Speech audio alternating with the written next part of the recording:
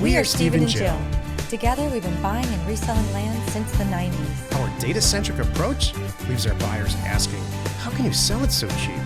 Here on the Land Academy Show, We answer that and more.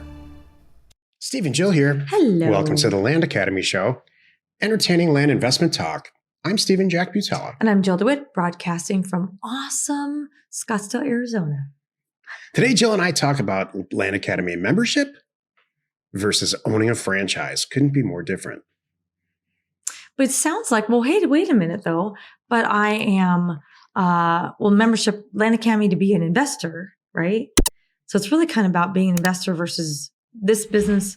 What business do you want to be in? You want to be an investor, which is what we teach you how to do and set you up for, versus owning a franchise, which is kind of, they teach you how to run, let's just say it's Cold Stone Creamery, right? You go to Cold Stone school, and then you have your business. But there's a lot of different things going on. We teach you how to get free and autonomous and independent and happy and done. We don't have our hooks in you forever, like let's say Cold Stone. Well, we'll talk about that because I made a list and you're tying into my list. So don't think that I'm trying to just state the facts, man. I'm not talking about you. Okay. I'm not a huge franchise fan. No kidding. Before we get into it, let's take a question posted by one of our members on the landinvestors.com online community. It's free. I'm here to tell you, truth time, there's one and only one franchise this person likes to go to, and it's Wendy's. Just because I want to eat for free? Yeah, no, just Chili's. No, not because you want to eat for free. I'm just truth time. You're like, I don't like that. I don't like that. I want to go. You don't like the franchise anything, but you're like, I do like Wendy's chili. How's that? Okay. Let's see. If you had a franchise, it would be a Zales Jewelry or something. No, what would my franchise be? Oh, Nordstrom. Yeah, that's for sure. Well, it's not a franchise. That's true. I know. Oh, shoot. Neither is Zales. Oh, yeah. I'm just joking around. I don't know what maybe Subway? No, I have to think about that. Okay, Herbert asks, hello all. I know this isn't our typical vacant land or single family convo, but I would like some help clarifying some things and figured what better place to gain information about this topic than from our super knowledgeable and amazing group here at Land Investors. Okay, Herbert, are you trying to get brownie points because you're winning? It's working. All right. I'm pretty new to real estate in general, never owning a home before, so I'd like your advice on the process/plan of action for acquiring a 4-unit multifamily property to serve as a primary residence. I plan to purchase the 4 units by using either FHA or FHA 203K loan to renovate and then live here in Miami, Florida. My questions are, number 1, am I correct to assume that our direct mail approach to acquiring real estate is also the best way to acquire my first multifamily deal for a primary residence? Yes. What are some of the differences in the approach that I should be aware of? Number 2, will House Academy teach me how to acquire multifamilies as well as single families? Yes. Steven, ready, go. Yes. But I have to tell you, I think you're on the wrong path here. Uh-oh. Well, like you said, Herbert, you really want to pick the brain from the knowledgeable, amazing group here at Land Investors. And one of them is going to really pick apart your thing. And I'm sure he's right. You got to live somewhere. I understand that. I'm quoting my friend Jill. Got to live somewhere. Recently, I got a speech on this. He's not sore about it at all. Can we just have a house that I can move into? Yes, that's not going to be for sale 2 weeks later because the market went up. You got to have a place to live. Well, and I want one that if I want to paint the wall pink, which I don't, I am allowed to. I don't know what your situation is, Herbert. If you have kids and stuff, then that really makes sense. And you're in a long run, buying a fourplex for a really good amount of a low amount of money for less than it's worth, let's say, and having 3 other tenants in there that are really good. I think you know where I'm going with this. There's a lot of things that can go wrong with this.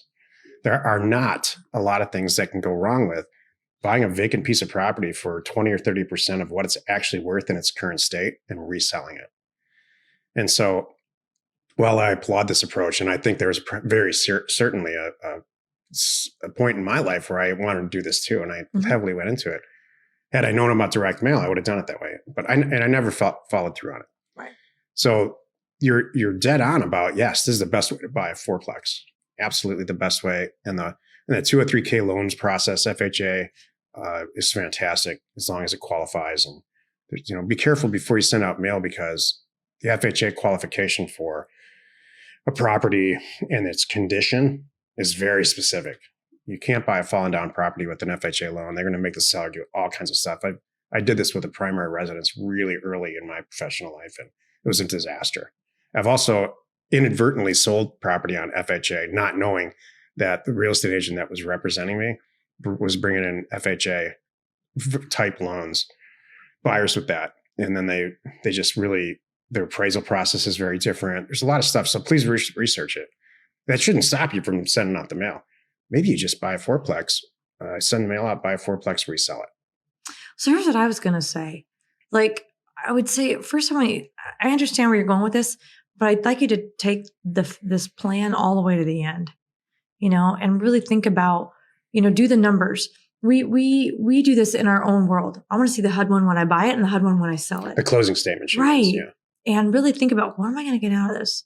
And how long am I going to hold this? And what's my rent going to be? And I'd like to really see, Herbert, in a spreadsheet after 1 year, like, I'm going to buy it. Here's my budget. Here's how much I'm expecting to put into it. I'm going to buy this year. I want all the details figured out.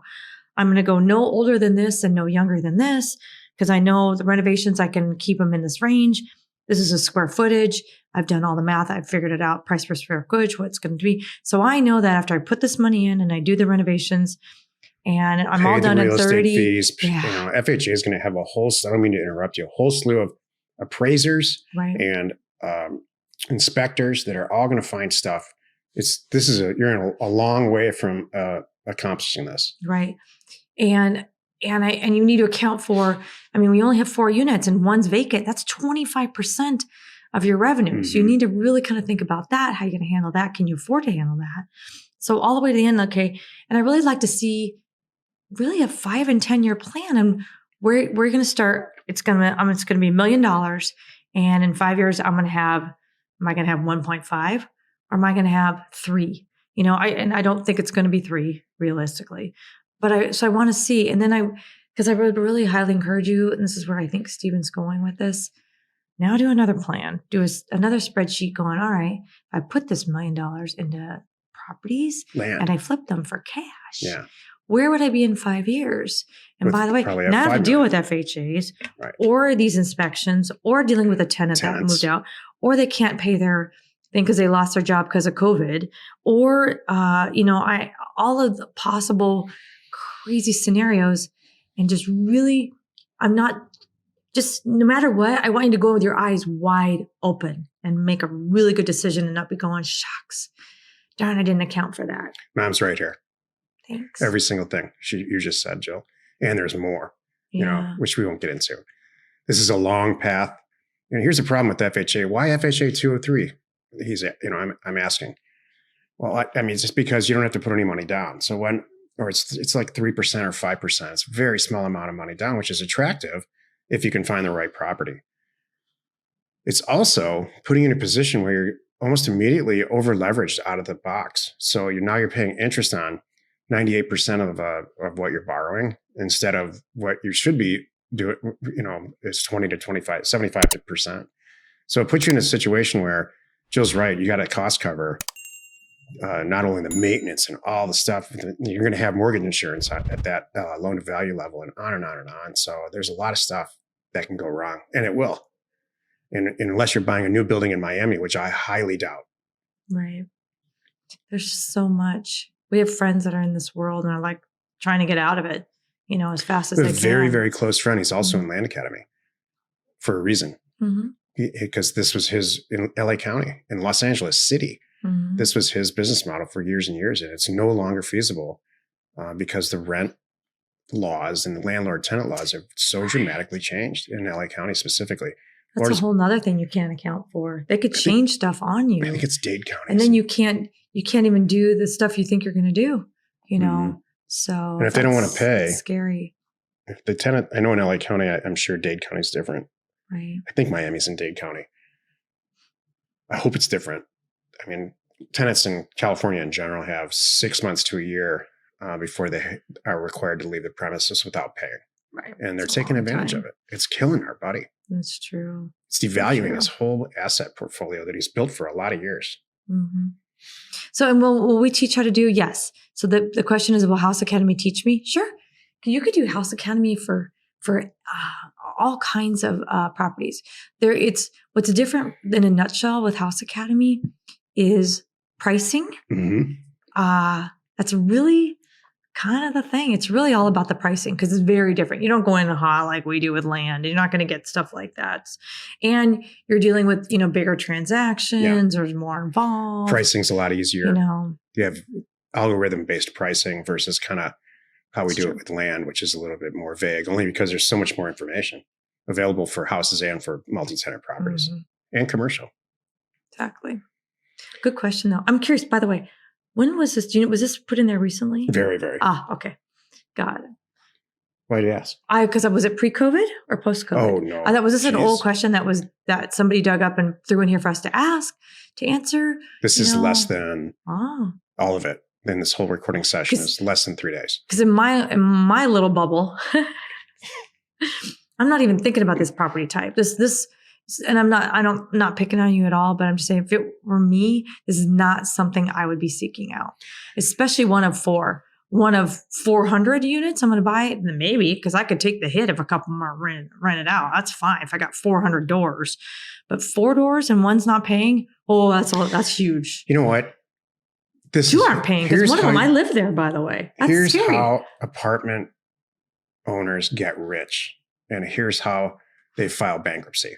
Number one, apartment owners get rich because they're buying Class A, fully leased up apartment buildings that are 1, 2, 3, 500 units on a capitalization rate. And they're using private equity because they know people and they clink glasses with the right people and they buy it. And it's leveraged properly, mostly with equity. That's what private equity is. So there's not a lot of huge debt service coverage ratio. They bring in an extremely experienced property manager who renovates or does something to the property. In some cases right now, just allow pets to broaden the rental base, and they increase their rent. A small percentage leave. They stick their middle finger up and say, I'm not doing it. The vast majority pay. And then the vacant apartments get filled up with pet owners. I'm just using that as an example. Sometimes they renovate their units if it's an older building. It resets the capitalization rate, and they resell the property to another private equity group. All this causes lack of affordable housing, which is the uproar about that.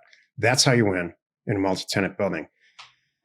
You can't really win with 4 units unless you're in a market that's so rapidly appreciating, like California, that, and probably Florida too. So I hate to see people, young, intelligent people, try to make this work with a 4-unit building. Oh, but wait, there's more. Don't forget, in California now, they have restricted the amount of percentage you can raise the rent. Mm-hmm. So here's what's going on in California. There are falling down buildings that wonderful landlords would renovate, but they can't renovate the building and raise the rent. So they won't renovate the building. And then everybody loses. Everybody's losing. And this is like new changes that took effect in the last, year or so. I just got in trouble for ranting on the last show. Let it out. What happened to it's so funny. Let it out, man. Boy, what happened to sweet sunshine Southern California peace and love is now like, what Southern California can take with this and shove it now. This new law. Oh, of course they're going to put one new law on us. Really? You really? Okay, sorry. It's my turn to rant. Let's get to the topic. No, I'm not done with that. Oh, you're not done with this? Herbert, this is what I want you to do. Reach out to your friends and family. I don't know what your personal situation is. I don't want to know. Hopefully you don't have 22 kids or something, but if you're on your own and you don't have to provide an healthy environment for young children, all kidding aside, go live in your parents' basement or something. Like asbestos free?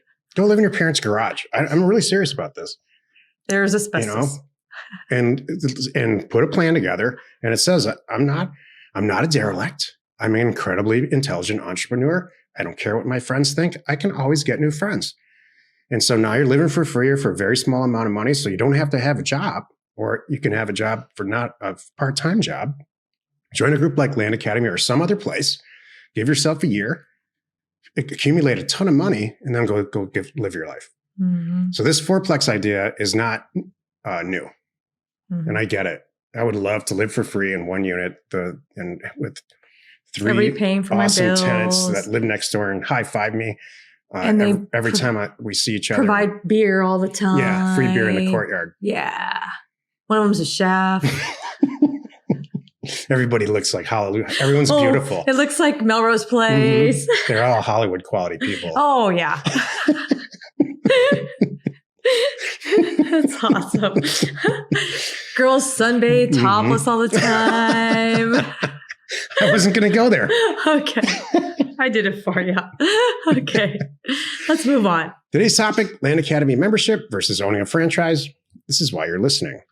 Man, we're over on time. I didn't realize the membership part. I was just thinking about Land Academy membership being an investor versus owning a franchise. So that's how I took it. So that's how I'm going to answer this. I'm just telling you. Oh, go ahead. Okay. So you're here in Land Academy, or your own investor. You're building up your own company, right? So what's going on? Good news and bad. I'm actually put on all the good news, and then we could talk about the bad news. Oh, I'll cover the bad news. There we go. Yeah, it's perfect. So being your own boss versus a franchise. Okay, what's great about being your own boss? Get to wing it. And some people, that freaks them out. For me, I love it. No one's telling me what to do. I adjust as I want. And you know what the end goal is? The end thing is all the profits are mine. I'm not sharing with anybody. So here's a franchise. Okay, this is not a bad plan. And you're going to give us all the negatives here. So, all right, franchise. I got a total roadmap. I know exactly what to do. I know when construction's to do. I know T-minus 90 days from my door opening. I literally have it in my hands and a checklist to know what's going to happen, when to order the inventory and what fridges to pick out. I know the build out plans. That's been handed to me. I have the equipment list, and I have the inventory. And where to buy it. And where to buy it. And what price I'm going to pay. And that's it. And that's the thing. You pay for it. Sure, I'm going to make some money, but so are they. So now you want to continue with, that's my quick, how I compare the two. Kind of it could be pros for some people. Here's a Domino's location, pizza location, and here's Jack's Pizza right next door, Jack and Jill's Pizza. When you open those two we almost had Jack and Jill's Pizza. When you open those two places, it's what Jill said. Mm-hmm. You are told by Domino's how much you're going to pay, how much you're going to charge. And then a percent of revenue goes to them. You buy all of the food from them, the hiring policies, they write down how to run your business. What you get in exchange for that is national marketing, theoretically. You get very, very little control over your business, but it theoretically more of a guarantee of profit because it's just bigger. Jack and Jill's Pizza place next door, you're on your own. You can charge whatever you want. You can get creative. You can buy food wherever you want. You can staff how you'd like, and on and on and on. You choose the rent, the build out, what the place looks like. You don't have to order the sign from corporate. The coupons. This is what it is. You're free. Don't we live in the land of the free? Yeah. Aren't we supposed to be independent entrepreneurs? So Land Academy is something it's kind of in the middle. It's a huge amount of instruction. It's a group of like-kind people and, let's say, mentors or peers who have been seeing the ins and outs, and we're all here to help each other. Just spend 5 minutes on landinvestors.com, or if you're a member on Discord, and you're going to see how much all of us help each other. So, and I don't believe in taking a percentage of your revenue. This whole topic came up because somebody recently asked me, well, that's cool. This whole Land Academy sounds great. How much do you guys keep of the deals that your members do? And I looked up and said, that never crossed my mind. When we started Land Academy, I didn't sit around with Jill and say, we should take 5% of the profit of all of our members in their deals. That's insane. Mm-hmm. You know who would win? Us. And that's it. It's like a real estate agent. I don't want to get involved in your deal. Yeah. I'm not going to stand in the way of you being successful. I want to teach you all this stuff and provide the tools, get you acclimated, tell you the real deal. just like this fourplex, the truth about a fourplex earlier with the question. And then I want you to go succeed. And when you're done, spread your wings and leave if you need to, like a kid, like a child. That's beautiful. What I want. We're not here. And then because there's always going to be new people behind you. Mm-hmm. That's what this is for. It's like an entrepreneurial class in a business school. I was going to add, and then here's the end goal, which has and does happen. Someday, some deal is going to come across your desk and you're going to go, oh, I know who's going to do this with me. And you're going to call us. That's right. And we're going to help you get the deal done, fund the deal, whatever it is. And then we're both going to win. That's exactly right. That's why we're here. That's the beauty of all this. Happy you could join us today. 5 days a week, you can find us right here on the Land Academy Show. Tomorrow, the episode on the Land Academy Show is called What We Learned in the First 4 Weeks of Hosting the Land Academy Accountability Group. You are not alone in your real estate ambition. That was fun. We had a lot to say today for some interesting reason. It's hilarious. So I love it. Need to send out a few thousand offers to property owners like us? Check out offers to the number 2 owners.com. No setup fees, free mail merge, and exceptional service. We should know as it is our company. Give offers to owners a call today. We are Steve and Jill. Information and inspiration to buy undervalued property. Happy you could join us today. 5 days a week, you can find us right here on the Land Academy Show. You are not alone in your real estate ambition.